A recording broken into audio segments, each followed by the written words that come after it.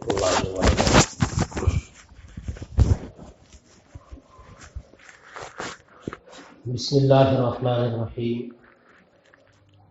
الحمد للہ نحمده ونستعینه ونستغفره ونؤمن به ونتوکل علیہ ونعوذ باللہ من شرور انفسنا ومن سیئات اعمالنا من يهده الله فلا مضل له ومن يضلل فلا هادي له ونشهد أن لا إله إلا الله وحده لا شريك له ونشهد أن محمدا عبده ورسوله صلى الله تعالى عليه وعلى آله وأصحابه وبارك وسلم تسليما كثيرا كثيرا.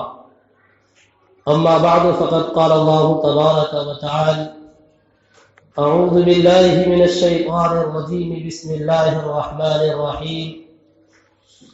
كل من عليها فان ويبقى وجه ربك ذو الجلال والإكرام.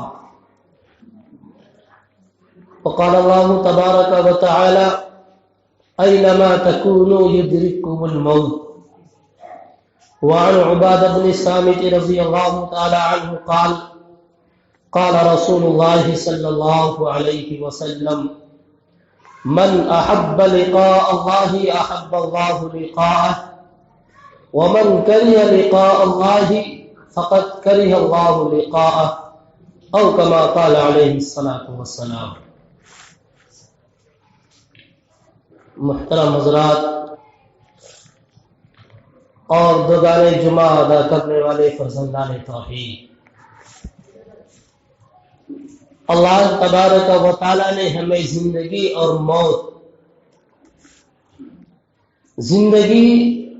موت کی پیدائش اللہ تبارک و تعالی نے ایک خاص مقصد کے تحت کیا ہے کہ موت اور زندگی کی پیدائش کا مقصد کیا ہے، اس کے پیدا کرنے کا مطلب کیا ہے، اس سے مقصود کیا ہے. اللہ تبارک و تعالی ارشاد فرماتا ہے: الذی خلق الموت والحیات لیبلوکم ایکم احسن عملا، کہ اللہ نے موت و حیات کو پیدا کیا، زندگی اور مرگ کو پیدا کیا. مقصد کیا ہے؟ لیبلوکم ایکم احسن عملا، تمہاری آزمائش ہے، تمہارا امتحان ہے، تمہارا اختبار ہے، تمہیں آزمانا ہے کہ تم کتنا بہترین عمل کرتے ہو، تمہارے عمل میں حسن کتنا ہے، تمہارے عمل میں بہتری کتنی ہے، یہ اللہ تبارک و تعالی دیکھنا چاہتا ہے.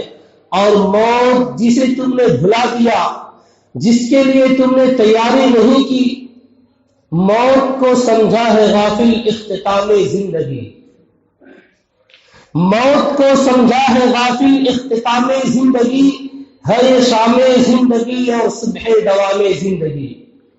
یہ موت در حقیقت ایک زندگی کی شام ہے اور دوسری زندگی کی صبح ہے. موت تجدید مذاق زندگی کا نام ہے، موت تجدید مذاق زندگی کا نام ہے، خواب کے پردے میں بیداری کا ایک پیغام ہے.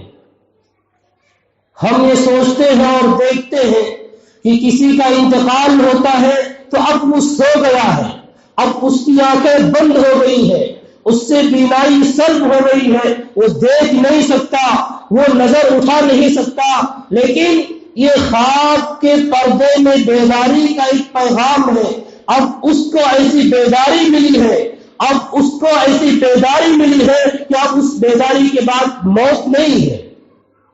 موت تجدید مذاق زندگی کا نام ہے کہ اس موت کا جو آپ نے ذائقہ چکھا ہے، اس ذائقے کے چکھنے کی ایک تجدید کا نام ہے اور خواب کے پردے میں بیداری کا ایک پیغام ہے.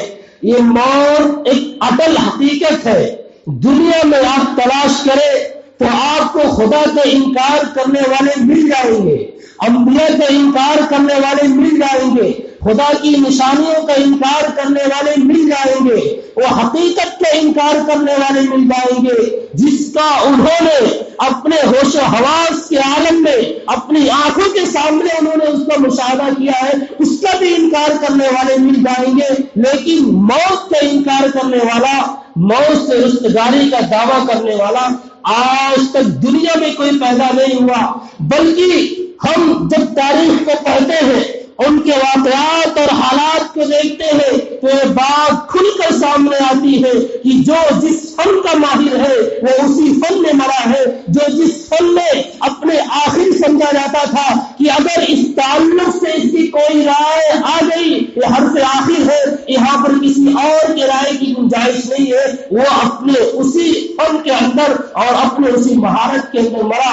آپ حکما کو پڑھ لیجئے، جو فالج کے علاج میں سب سے زیادہ ماہر تھے، جو اپنے پیٹ کا علاج کرنے میں سب سے زیادہ ماہر تھے، جو متعدد بیماریوں میں مہارت تامہ رکھنے والے تھے، لیکن جب ان کی زندگی کی آخری گھڑی آتی ہے تو اپنے اسی ماہر اور جس علاج کے وہ ماہر ہے اسی مرض میں مبتلا ہوتے ہیں، اس دنیا سے چلے جاتے ہیں۔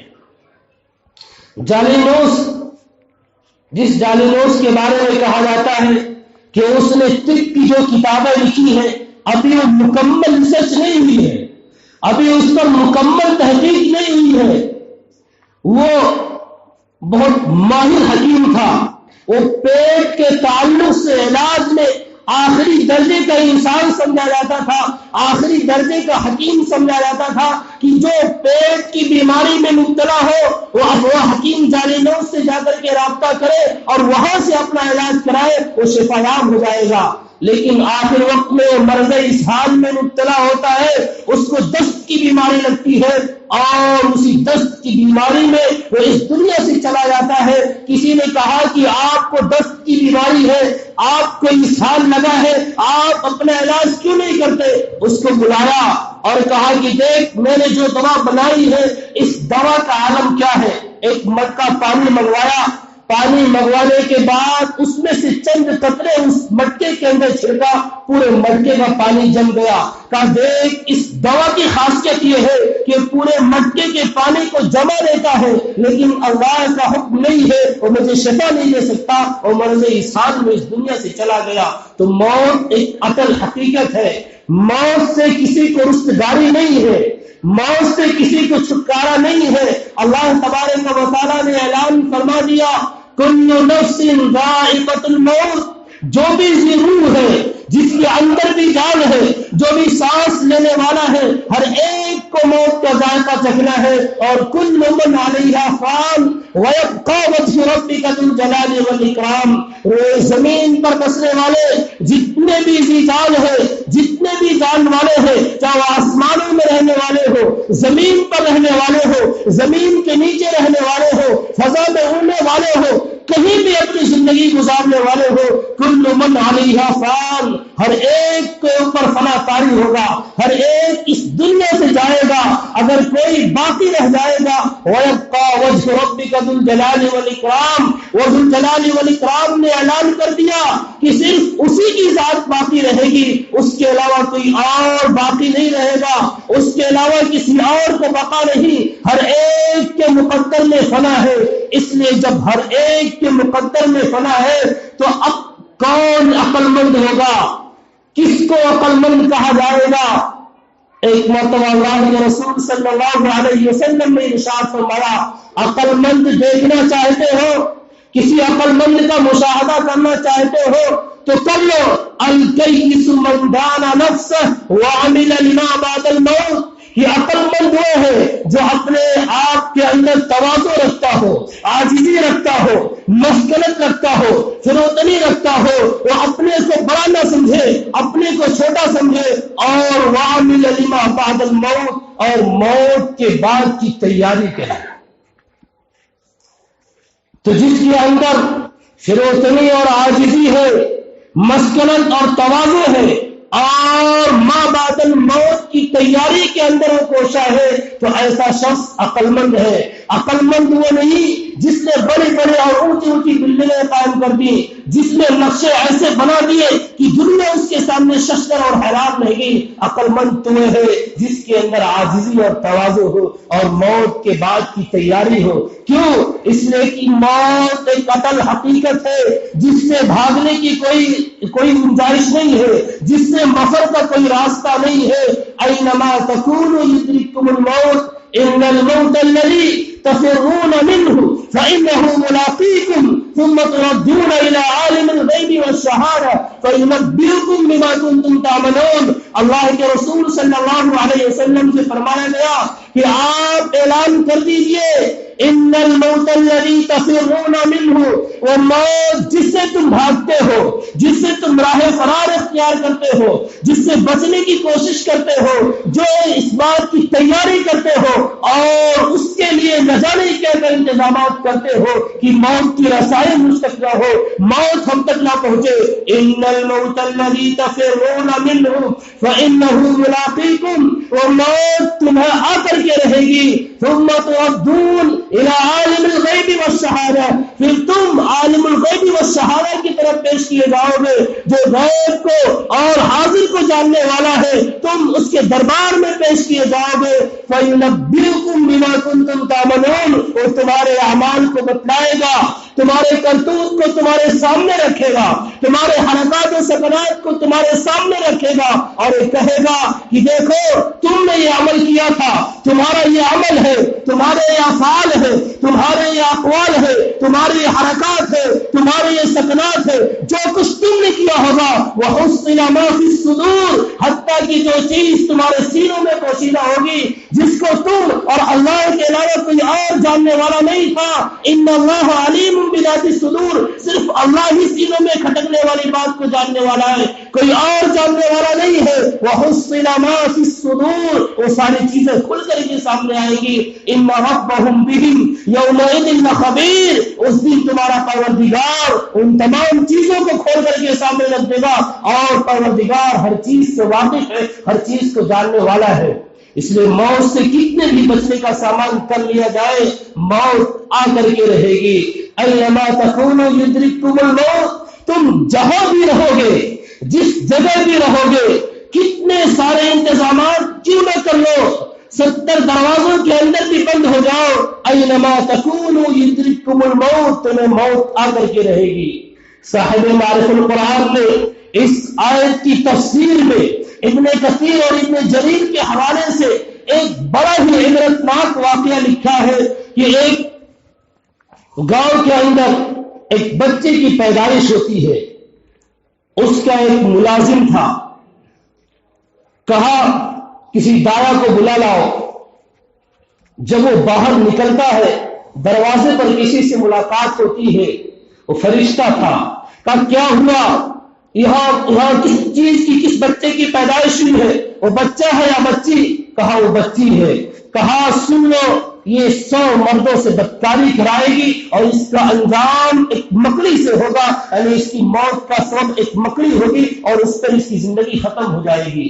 وہ ملازم کہتا ہے کہ میں جھٹ سے اندر گیا اور میں نے چاقو لے کر کے اس بچے کا پیٹ چاک کر دیا، پیٹ کو پھاڑ دیا، اور پھر میں یہ سوچ کر پکڑا نہ جاؤں، گرفتار نہ کیا جاؤں، میں نے اس جگہ کو چھوڑ دیا.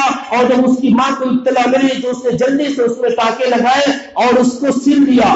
اب اس نے اس شہر کو چھوڑ دیا اور جا کر کے کہیں کمائی کرنے لگا. رفتہ رفتہ اس کے کام میں ترقی ہوئی. جب اس کے کام میں ترقی ہوئی وہاں کا وہ مالدار بن گیا. جب وہاں سے واپس آیا اور کہا چلو شہر چلتے ہیں اور اپنے من پسند کی کوئی شادی کرتے ہیں. ایک بڑھیا سے ملاقات ہوتی ہے. کہا کہ میں فلاں جگہ کا رہنے والا ہوں، مجھے شادی کرنی ہے، شہر کی جو سب سے زیادہ خوبصورت عورت ہو مجھے اس سے رشتے نکاح بھجوا دو، میں اس سے شادی کروں گا. اس وقت پورے شہر میں اس کے حسن کا چرچا تھا. کہ ایک عورت ہے جو اس خوبی کی مالک ہے. کہا رشتے نکاح بھیج دو. رشتہ دونوں کا آپس میں ہو گیا.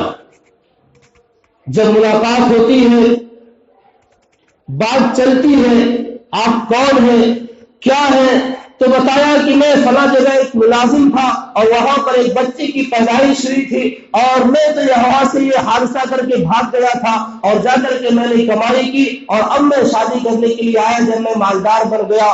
تو اس لڑکی نے کہا وہ لڑکی میں ہی ہوں. کہا اگر تم حقیقت میں وہی ہو تو سنو تمہارے ساتھ یہ دو معاملہ پیش آئے گا کہ تم 100 مردوں سے بدکاری کراؤ گی اور آخر کا انجام تمہارا ایک مکڑی کے ذریعہ ہوگا. اس عورت نے کہا کہ پہلا کام اور پہلی چیز جو تم نے بتلائی یہ تو ہو چکا لیکن مجھے تعداد نہیں معلوم ہے اور دوسری چیز وہ ابھی آئندہ ہونے والی ہے مجھے معلوم نہیں.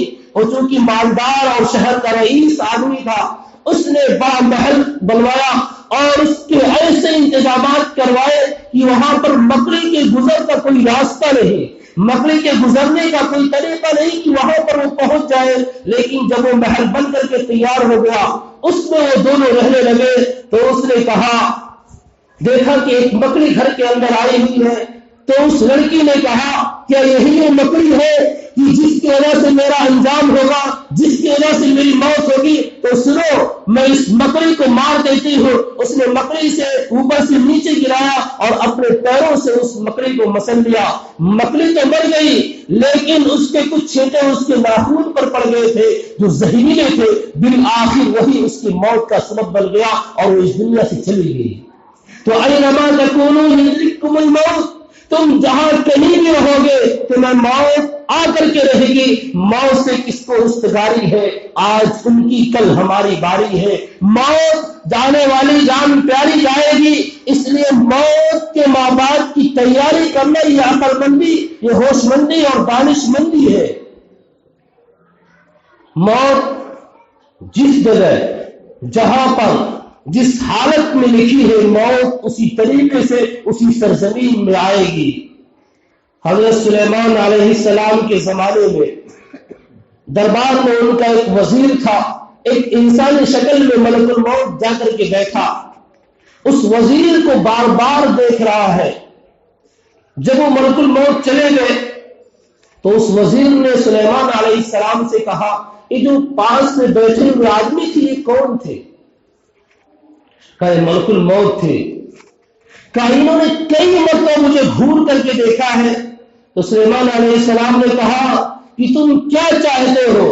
کہ میں یہ چاہتا ہوں کہ اس نے مجھے گھور کر کے دیکھا ہے, میرے اوپر خوف و ہراس کاری ہے. میں یہ چاہتا ہوں کہ ایک تیز ترار اور تیز رفتار گھوڑے کا انتظام کر دیا جائے اور جو ہوا اب کے تابع کر دی گئی ہے اس کے سہارے مجھے جزیرے بوماس کے اندر پہنچا دیا جائے. کہ ٹھیک ہے, یہ انتظام کرایا گیا اور وہ تھوڑی ہی دیر میں جزیرے بوماس کے اندر پہنچا دیا جاتا ہے. جب اس جزیرے میں پہنچتا ہے اس کا انتقال ہو جاتا ہے, اس کی روح قفس عنصری سے پرواز کر جاتی ہے.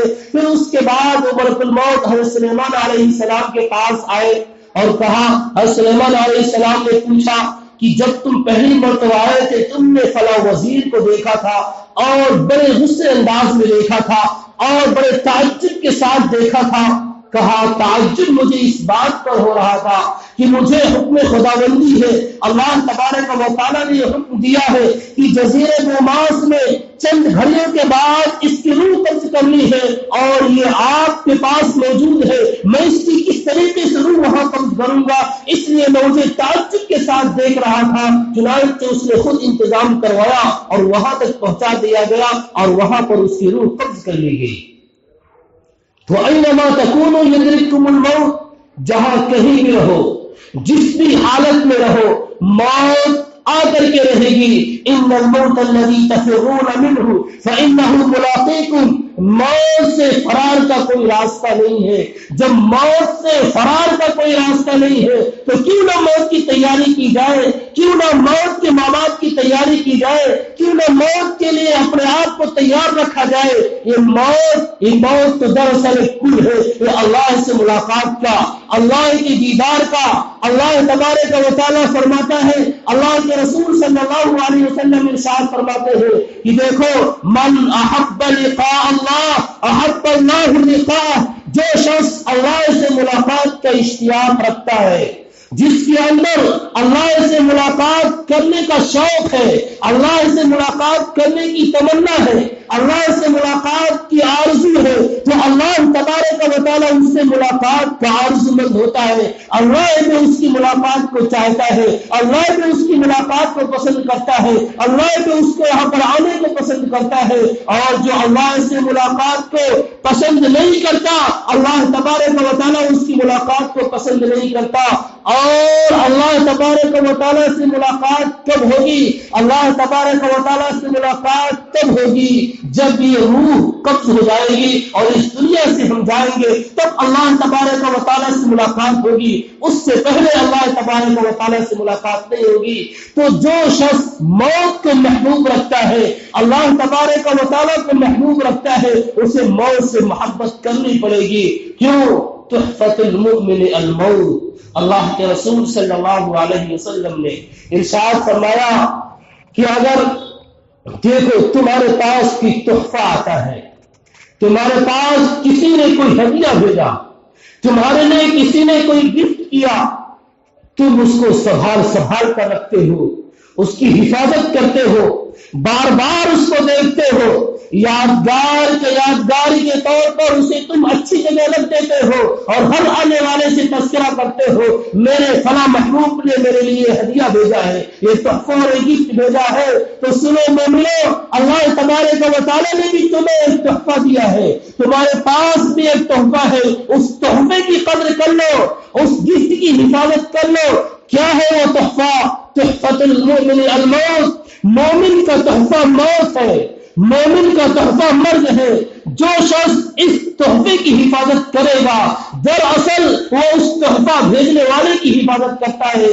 جو شخص اس تحفے سے محبت رکھتا ہے، دراصل وہ تحفہ بھیجنے والے سے محبت رکھتا ہے۔ یا اللہ تبارک و تعالیٰ نے موت اور حیات کو پیدا کیا، تو تمہارا موت کو محبوب رکھنا، تمہارا موت کو پسندیدہ رکھنا، تمہارا موت سے محبت کرنا، یہ دراصل اللہ سے محبت کی علامت ہے، یہ دراصل اللہ تبارک و تعالیٰ سے محبت کی نشانی ہے اگر موت سے محبت ہے۔ اس لیے اللہ کے رسول صلی اللہ علیہ وسلم نے ارشاد فرمایا، اکثروا ذکر هذه اللذات، جو لذتوں کو توڑنے والی ہے، جو لذتوں کو ختم کر دینے والی ہے، لذتوں کو ریزہ ریزہ کر دینے والی ہے، اس سے دل اچاٹ کر دینے والی ہے، اس کا کثرت سے یاد کی، اس کا کثرت سے ذکر کیا کرو، اس کو زیادہ یاد کیا کرو۔ اور سنو، وہ موت ہے۔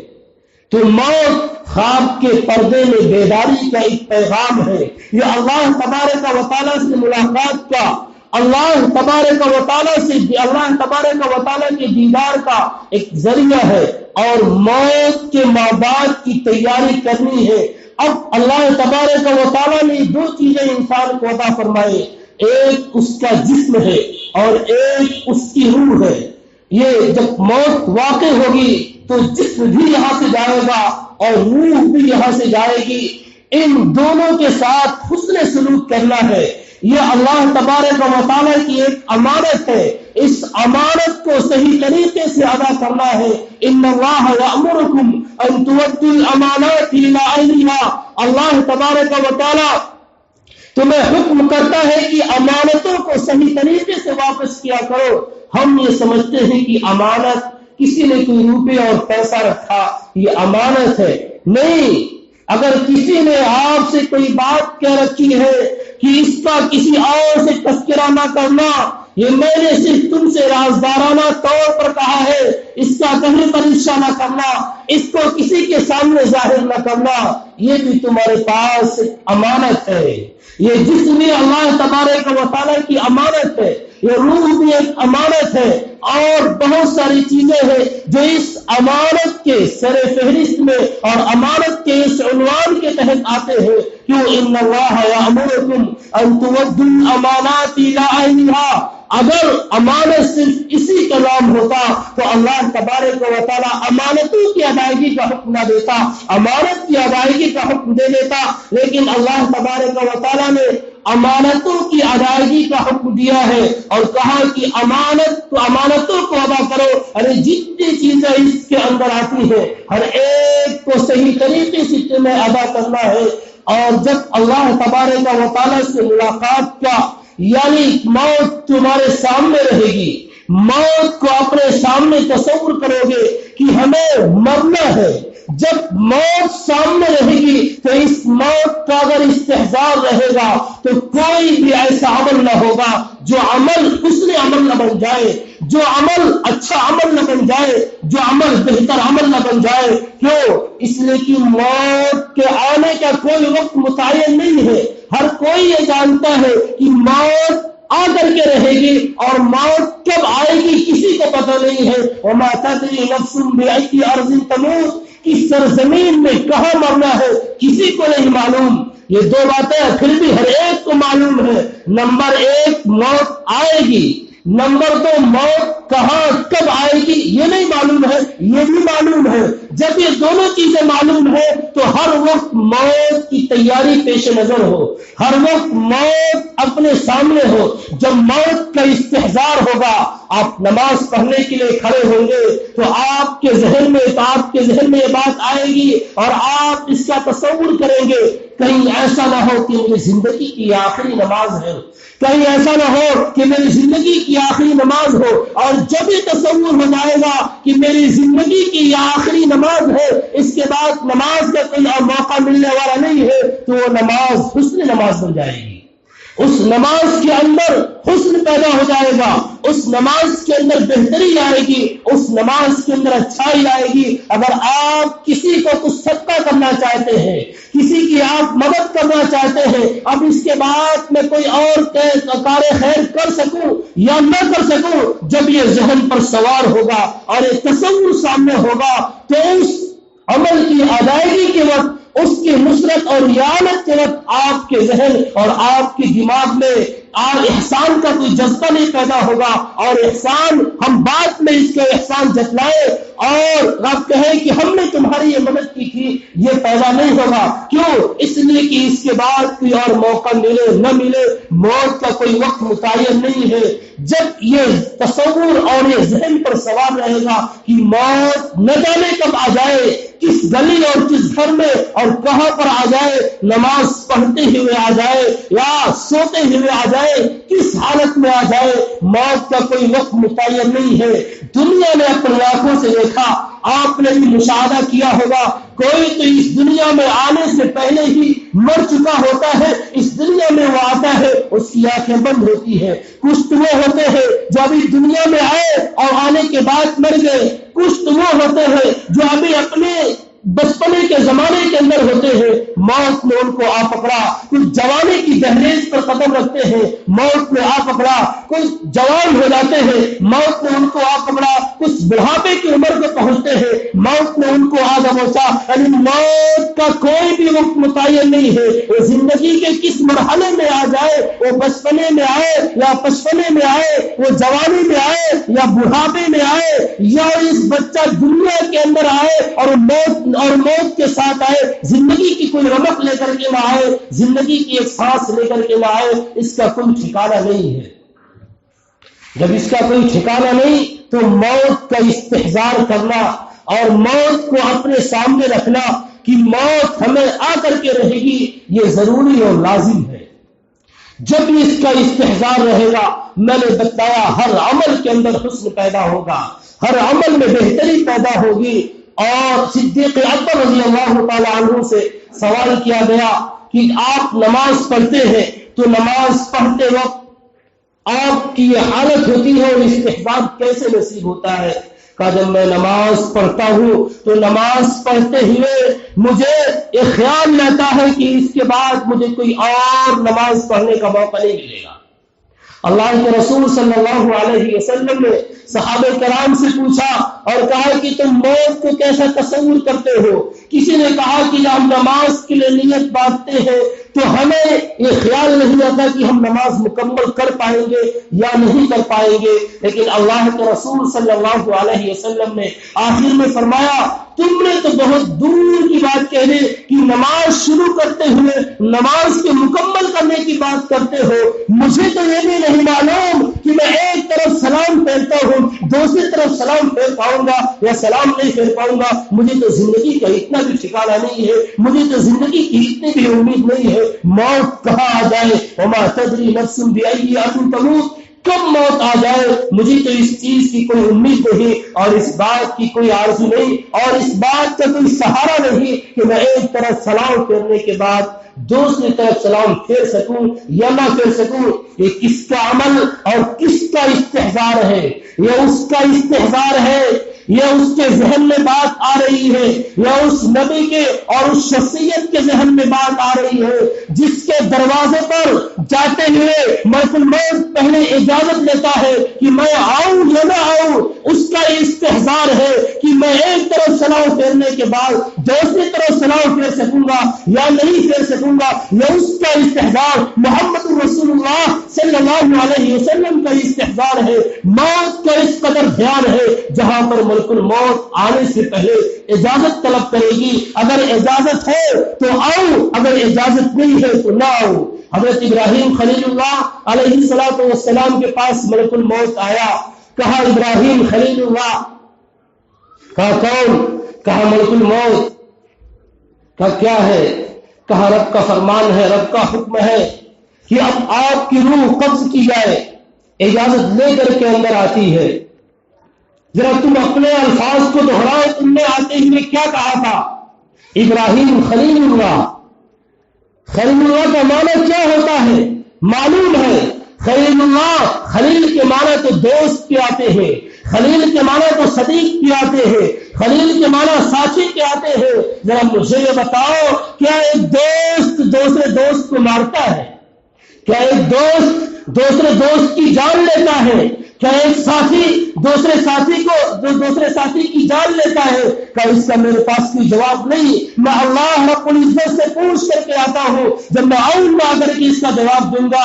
اللہ تبارک و تعالیٰ کے پاس ملک الموت گیا، کہا کہ میں ابراہیم علیہ السلام کے پاس گیا تھا، میں نے اس سے کہا تو انہوں نے میرے سامنے یہ سوال رکھ دیا، کیا ایک دوست دوسرے دوست کو مارتا ہے؟ تو اللہ تبارک و تعالیٰ نے جواب نہیں دیا، کہا وہ میرا دوست ہے، میں اس کا دوست، میرا دوست خلیل اللہ، وہ اللہ کا دوست ہے، لیکن جا کر کے اس سے ایک بات کہنا، اگر ایک دوست دوسرے دوست سے ملاقات کی تمنا رکھے، کیا دوسرا دوست اس کو منع کر دے گا؟ کیا دوست ملاقات کے لیے نہیں آئے گا؟ کیا دوست ملاقات کی تمنا نہیں رکھتا ہے؟ ملک الموت واپس آئے اور کہا خلیل اللہ، کافی وہی سوال کیا، کیا جواب لے کر کے آئے ہو؟ کیا جواب لے کر کے نہیں آیا ہوں، لیکن ایک سوال لے کر کے آیا ہوں۔ سوال کیا ہے؟ سوال یہ ہے کہ ایک دوست اگر دوست سے ملنا چاہے، کیا دوست انکار کرے گا؟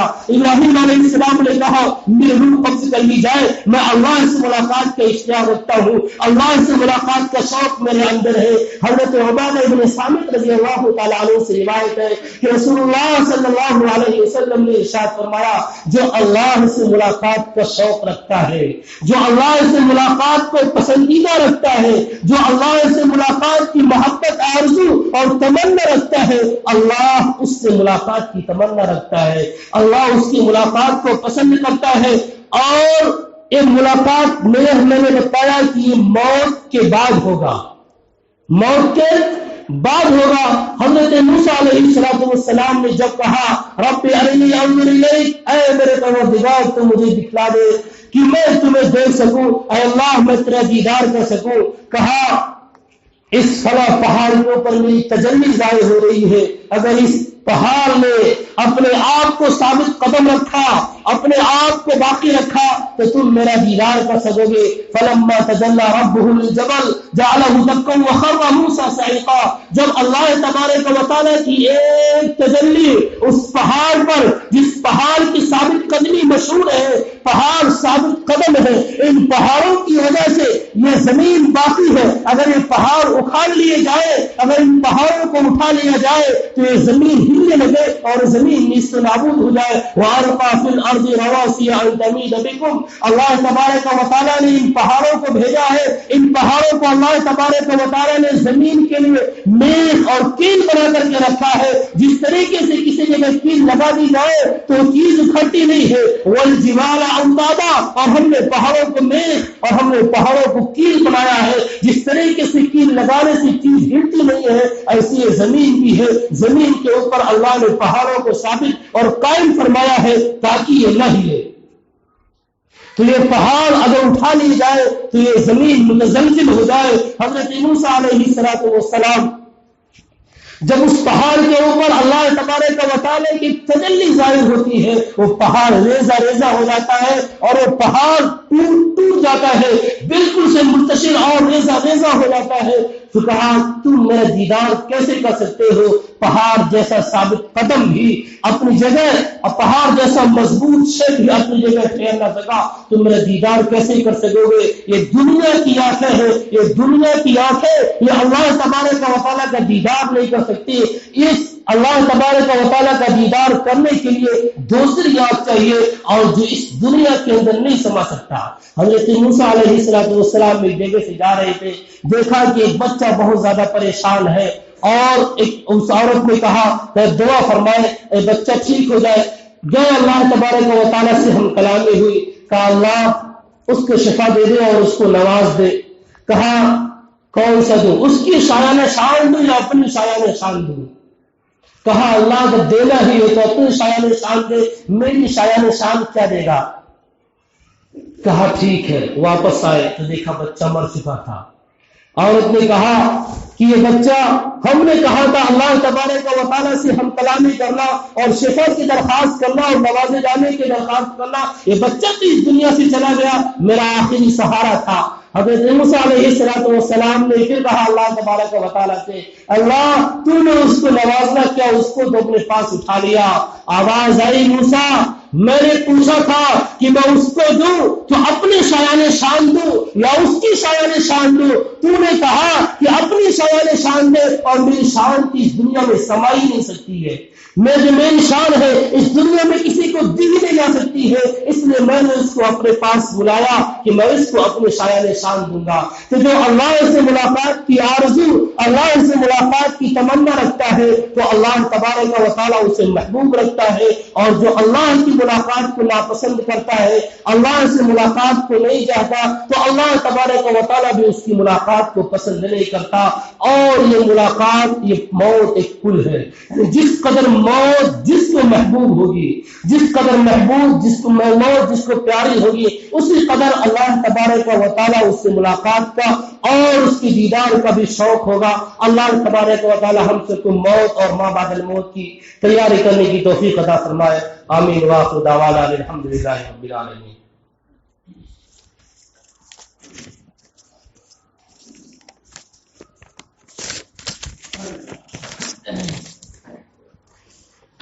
دیکھیے بھائی ایک اعلان ہے، آج ہی بدھیا بازار پرائمری کے پاس ایک جلسے کا انعقاد کیا گیا ہے، جس میں حضرت مولانا مفتی رحمۃ اللہ صاحب ندوی دعوت برکاتہم، حضرت مولانا منیر احمد صاحب ندوی دعوت برکاتہم تشریف لا رہے ہیں، اور میں بھی اس میں شریک رہوں گا۔ آپ سبھی حضرات سے گزارش ہے کہ اس میں شریک ہو اور جلسے کو کامیاب بنائیں۔ یہ آپ کا جلسہ ہے، کامیابی کے صحرا آپ کے سر ہے، آپ شریک ہوں گے کامیاب ہوگا، اور نہیں شریک ہوں گے تو خود ہی اپنا ہی نقصان ہوگا، دوسرے کا نقصان نہیں ہوگا۔